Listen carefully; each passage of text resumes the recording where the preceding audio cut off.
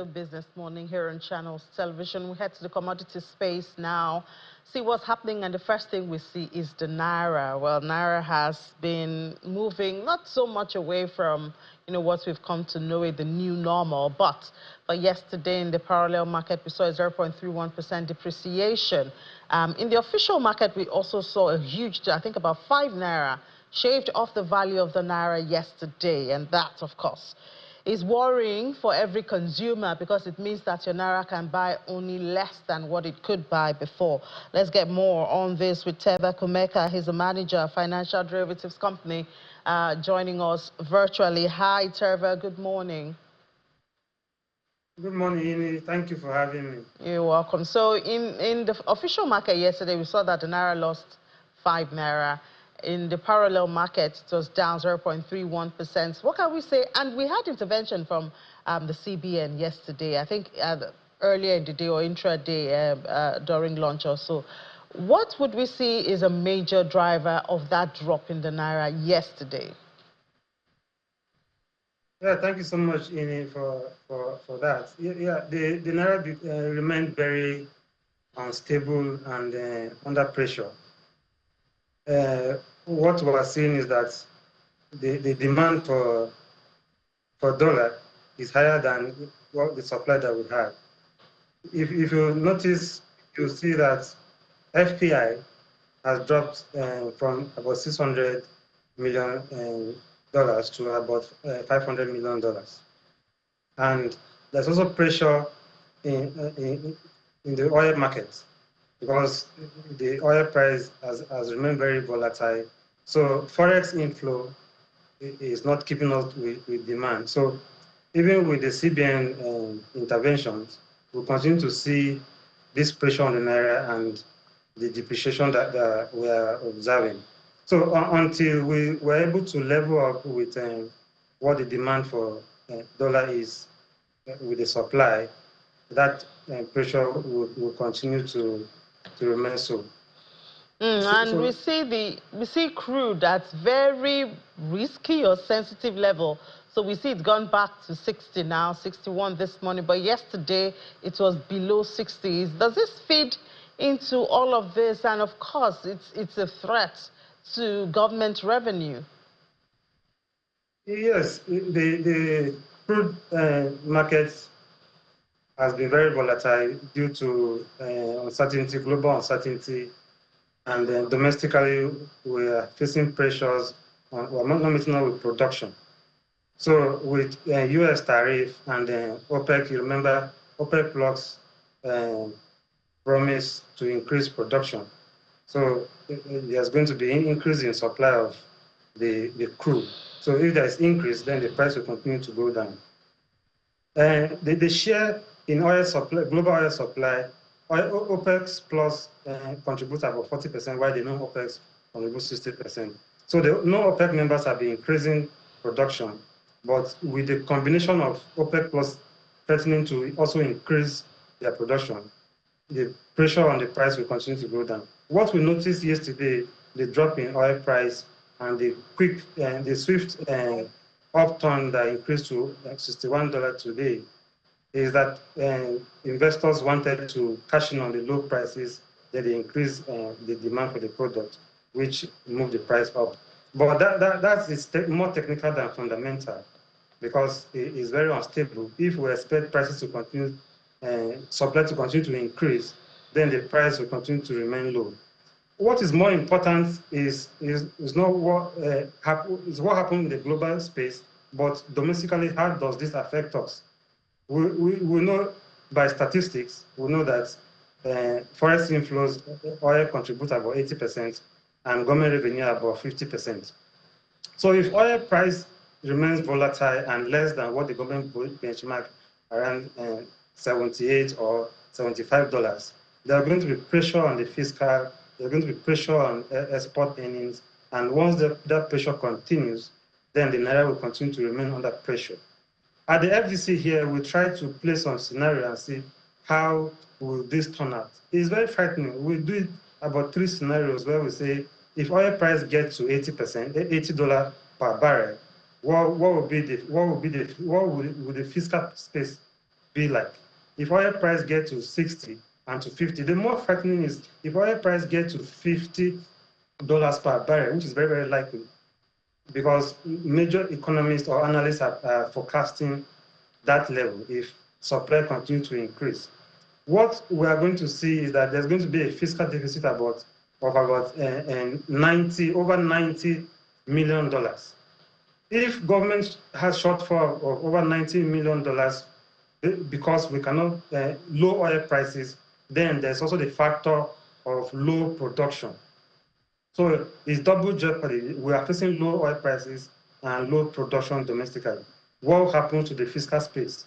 We are going to see a likelihood of maybe government reviewing its budgets because the $54 trillion budget cannot be achieved if oil prices continue to remain low and we cannot meet up with production. So coupled with all these things, governments will try to review the budget. That is number one, review it downwards, number one. Number two is to increase borrowings, which is not good for the private sector because increasing government borrowings will crowd out private investors. Then number three is increasing tax. And we know the issue of, we are already facing crisis. The consumers are already facing crisis. So increasing tax the more will put more pressure on the consumers, and that might lead to whatever, we don't know what the outcome will be. So as long as oil prices continue to remain low due to supply glut in the global market, and Nigeria does not keep up with domestic production, because as of last month, in April, in March, we produced about 1.4 million barrels per day. If we can't keep up with production due to instability in the Niger Delta and low prices, this will put pressure on the fiscal, reduce forex earning, and the Naira will continue to be under pressure. As Naira continues to remain under pressure, there is also inflation impact. We did analysis at the FDC, and we did what we call causation and correlation impact of oil price exchange rate on inflation. And there's high correlation, and the effect is also very high, about 1.3%. All right, and in this, we saw the PMI from Stanbic IBTC yesterday. What we saw, a slight decline, 54.2 in April from 54.3. I guess that looks close enough. But should we be worried? We see the details there. Business activity increased. That's for the fourth consecutive. And then we saw a sharp rise in new orders. So even though we see this slight decrease, because of the change, which is kind of ignorable, should we be worried, or should we say that at least the real sector will be able to meet up or cover up for this loss in oil revenue? Yes, and we should not be too worried, because the benchmark for the PMI is about 50 points. So we are operating above 50 points, so which is good.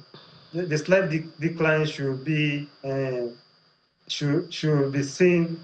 Is not really a positive thing, but it's not too bad, because we are still in the expansion space. So what is more important is what is business. What are businesses' outlook? What are businesses' expectations, and what are consumers' expectations? Based on the CBN survey, we see that in the next 6 months, there is improvement in business expectations and in consumers' expectations. So if consumers' expectations strengthens and business expectations strengthens, then that means we're going to be seeing new investment. As we see new investment comes in and consumers are very positive, with positive outlook, then economic activities will continue to remain viable. As economic activities remain viable, we increase output, we increase productivity, and we have enough of what we need domestically. Then we'll see stability in the economy, we'll see inflation coming down. So for now, we are still above the 50 benchmark, which is a good thing, but the drop is not really welcoming, but it is not too bad. Okay, so I mean it's not all bad, at least. Then yesterday, I wonder if you followed the news to see the cocoa board being approved by the executive in the state, in the country, and then we now saw that cocoa prices are declining. We've talked a whole lot about cocoa and the potential that Nigeria has in this area also, which has not largely not been explored. I wonder what your thoughts are about this cocoa board, what difference it will make, especially when we still have the need to boost production and then talk about adding value to cocoa for exports. Yes, Nigeria is not a top producer of cocoa in West Africa. We have Ivory Coast and one other country, I think Ghana or so. So yes, cocoa is another means of forex inflows into the country. So with the institution of the cocoa board, we are trying to streamline this commodity in such a way that the country benefits better. So the most important thing is value addition. How much value do we add to this product? Are we just exporting the raw cocoa, or we are refining to paste, to chocolate, and stuff like that? So if value is added, then we are insulated from whatever, not completely, but whatever domestic volatility we observe will not have too much of an impact on our economy or a particular sector like the cocoa product. So what we need to do is value addition. We need to add value in terms of turning the raw cocoa into finished products which can be exported at higher value. And we know that adding value means adding employment, because if we export the raw cocoa, we are exporting our employment. So there'll be more pressure on unemployment and stuff like that. So what we need to do in that space is to increase value addition and shield ourselves from domestic volatility in the raw cocoa export space. All right, so what's happening in the domestic commodity space? Well, what are prices looking like? Yeah, we've seen, in the month of March, we saw prices stabilized due to, there was Salah in March. There was also Easter, Lenten season in March. So price stabilized a bit in March, but now we are seeing an uptick of prices. Like garri increased by about 8%. We see onion increased by about 11%. Pepper increased by 12%, and tomato remains stable.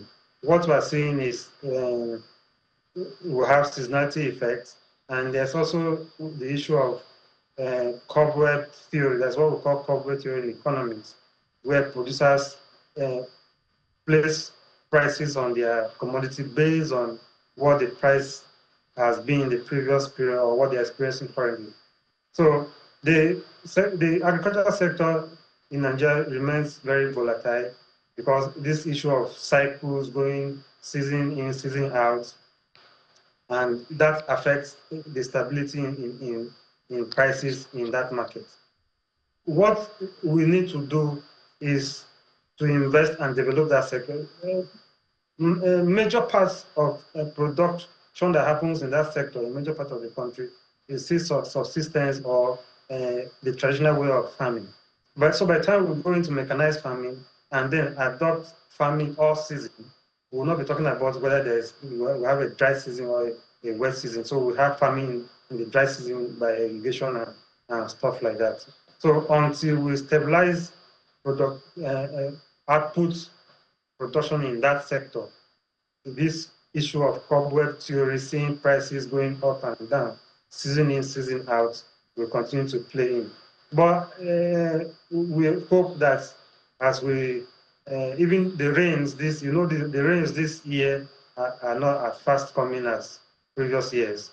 But we expect once the rains become steady and farmers are able to go to farm, we're able to see output improving and prices stabilize.